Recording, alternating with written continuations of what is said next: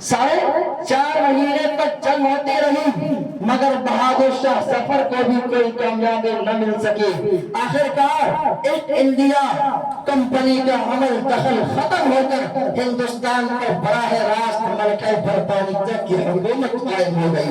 چنانچہ بادشاہ کے بیٹے اور پوتے کا سر تن سے جدا کر کے تھالی میں سجا کر بادشاہ کے سامنے تحفہ پیش کیا گیا۔ بادشاہ کے سامنے تحفہ پیش کیا گیا اور مغلیہ حکومت کے آخری چشم چراغ بہادر شاہ ظفر کو قید کر کے ان کے خاندان سمیت رنگون جیا وطن کر دیا گیا، جہاں انہوں نے 1862 میں انہوں نے انتہائی مایوسی کے عالم میں اپنی آخری سانس لی۔ میرے عزیز دوستو، جب یہ سب کچھ ہو گیا تو 1857 میں ہی علماء اہل سنت نے اپنی جان و مال اور عزت و آبرو کا خیال کیے بغیر انگریزوں کے خلاف جہاد کرنے کا فتویٰ دیا۔ اس فتوے کے بعد ہزاروں ہندوستانی مسلمان اپنی جان کو ہتھیلیوں پر رکھ کر ملک کی آزادی کے لیے انگریزوں سے بھڑ گئے، مگر بدقسمتی سے یہاں بھی بعض وجوہات کے بنا پر مسلمانوں کو ہزیمت اٹھانی پڑی، چونکہ انگریزوں نے حکومت مسلمانوں سے چھینی تھی اور مسلمان ہی ان سے مقابلہ کر رہے تھے، اس لیے اس کا نقصان بھی مسلمانوں کو اٹھانا پڑا۔ الغرض 1857 کی بغاوت کو کچلنے میں انگریزوں نے کوئی کسر باقی نہیں چھوڑی تھی۔ اس بغاوت کے انتقام میں مرد تو مرد ہزاروں خواتین کو بھی ظلم و ستم کا نشانہ قرار گیا۔ ارے کتنوں کا تو کچھ پتہ ہی نہیں چل سکا، تھوڑے شبے کی وجہ سے پورا کا پورا شہر میدان جنگ میں تبدیل کر دیا جاتا تھا، بدل دیا جاتا تھا۔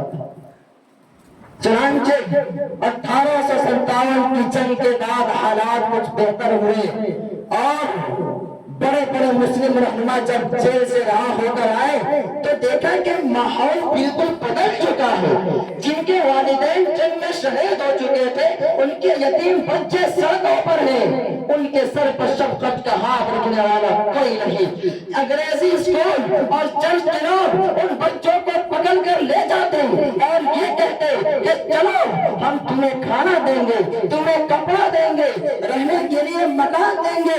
الغرض ان کا مقصد صرف ایک ہی تھا کہ ان یتیم بچوں کو ذمہ غلام بنائیں گے۔ ان حالات کو دیکھ کر علماء سر جوڑ کر بیٹھے اور فیصلہ کیا کہ اب پھر سے ہمیں آزادی وطن کے لیے ایک ایسی تیاری کی ضرورت ہے جس میں ہندو، مسلم، سکھ، عیسائی سب ساتھ مل کر جنگ لڑیں۔ چنانچہ سب نے مل کر انڈین نیشنل کانگریس کی بنیاد رکھی۔ اس تحریک میں مہاتما گاندھی کو بھی شریک کیا گیا۔